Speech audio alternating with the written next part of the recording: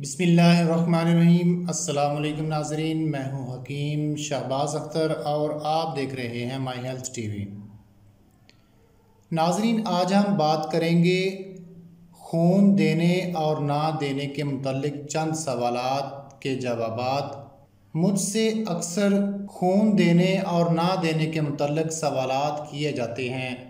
میں نے سوچا اس پر ویڈیو بنا دوں تاکہ دوسروں تک بھی یہ پیغام پہنچ سکے۔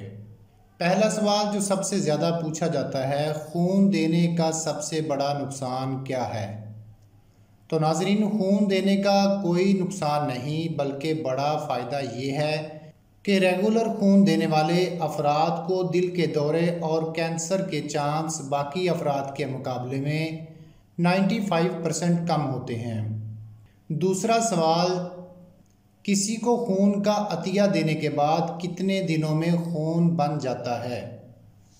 بھائیو، میرے رب کا نظام ہے، خون عطیہ کرنے کے 3 دن میں کمی پوری ہو جاتی ہے، جبکہ 56 دنوں میں خون کے مکمل خلیات بن کر تازہ خون رگوں میں دوڑنے لگتا ہے۔ تیسرا سوال یہ ہے، پرانا خون زیادہ طاقتور ہوتا ہے یا نیا بننے والا؟ تو اس کا جواب ہے، نیا بننے والا خون پرانے کی بنسبت زیادہ فریش اور طاقتور ہوتا ہے۔ سوال نمبر 4، خون دینے کے فوائد کیا ہیں؟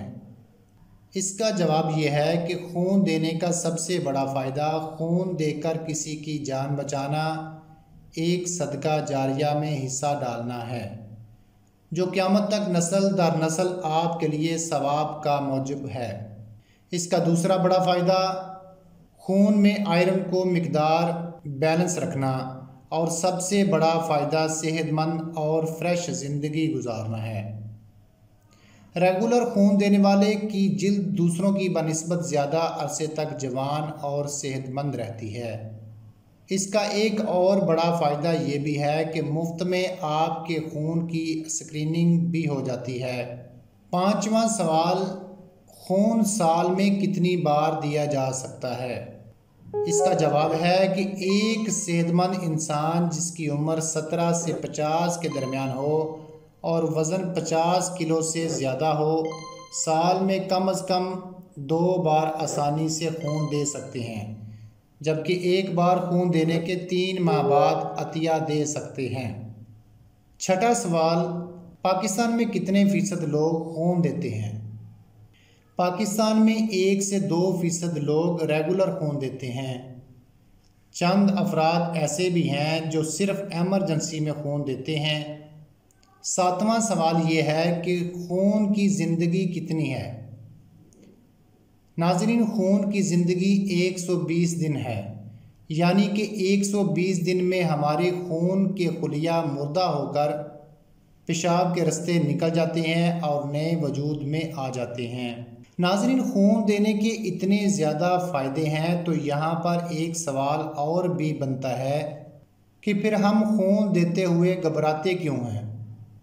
تو ناظرین، ہم ایک ایسی سوسائٹی میں سانس لے رہے ہیں جہاں یہ بات پھیلی ہوئی ہے کہ خون دینے سے انسان کمزور ہو جاتا ہے اور خون دوبارہ نہیں بنتا، لہٰذا ہمارے مریض تڑپتے سستے بستروں پر خون کی کمی کی وجہ سے جان دے دیتے ہیں، اور ہم ایک ہی ذہن بنائے ہوئے ہیں کہ خون دینے سے ہم کمزور ہو جائیں گے، لیکن ایسا نہیں ہے۔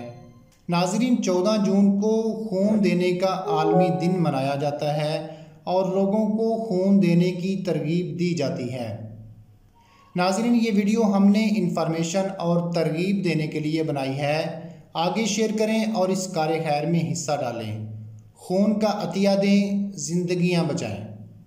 اگر آپ کو میری یہ ویڈیو اچھی لگی تو پلیز اس کو لائک اور شیئر ضرور کر دیں تاکہ دوسروں تک بھی یہ انفارمیشن پہنچ سکے۔ السلام علیکم ورحمۃ اللہ وبرکاتہ۔